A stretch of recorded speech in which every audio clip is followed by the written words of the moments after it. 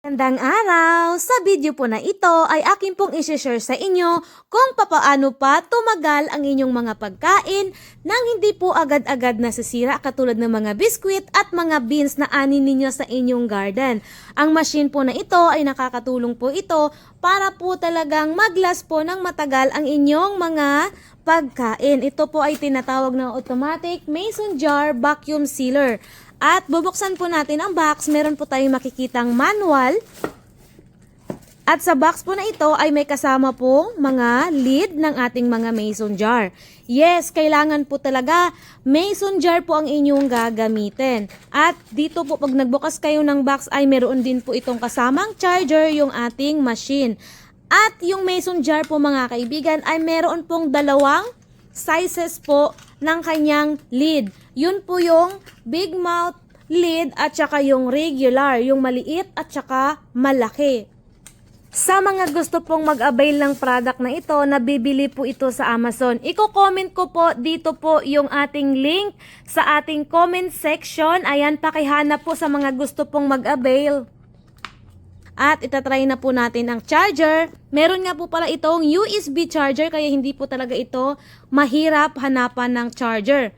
At isasaksak natin, itatry natin yung machine. Gumagana ang machine. At eto na nga, itatry na po natin mga kaibigan kung papaano nga ba gagana ang atin pong machine. Kapag gusto nyo pong gamitin yung malaking bunganga, ay inyo lang po itong squeeze at makikita nyo po, mayroon po siyang kahati. At ilalagay nyo po yan yung malaki dyan po sa big mouth size ng ating mga lid. At pipindutin nyo po yung start button sa taas at maririnig po ninyo ay talagang nagba-vacuum sealed na po ang inyong mga garapon. At kusa lang din po itong humihinto. Gawa nga ng po ito ay automatic. Tsaran! Nakasarado po talaga ng maigi ang ating garapon. At pagkatapos mga kaibigan, pag gusto nyo namang gamitin yung maliit, ipagdudugtong nyo lang siya at click. Naririnig nyo din po yung click at andito po yung ating regular mouth ng ating mason jar.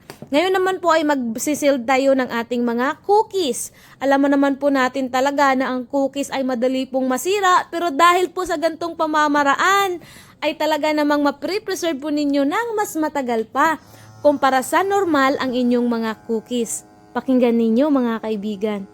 Ako ngayon natutuwa sa machine na ito dahil pinadalhan po ako nito at ginamit ko at ayun, nagustuhan ko talaga siya. Alam nyo ba ang kagandahan din po nito mga kaibigan dahil ito po ay bukod sa silyado, gamit nyo po ang mason jar, ay talaga nga namang pwedeng pangregalo. Kung may handaan, may birthday, may mga party, pwede po kayong magdala nito. At matutuwa talaga ang bibigyan ninyo kasi bukod sa napakaganda po ay presentable siya kasi nakasilyado talaga ang inyong mga jar. At isa pa dyan, kung bakit ko nagustuhan ang jar na ito. Hindi naman po lingid sa ating kaalaman na ang mga daga o yung mga dagang bahay ay talaga nga namang kahit bago ang bahay ninyo kapag winter na talaga, ay umaatake sila kaya ito po ay very safe po sa mga daga. Pasintabi sa mga kumakain pero talaga nga namang ang daga talaga ang hirap-hirap puksain. Ayan, nagsisild na siya. At umorder na rin po pala ako ng dalawa nito kasi ibibigay ko sa aking biyanan. Kasi yung aking biyanan mga kaibigan, ang hilig-hilig niyang gumawa ng mga granyola at ang dami niyang mga dried. Ngayon naman ay iti-testing natin kung gaano kasilyado ang ating mga bote.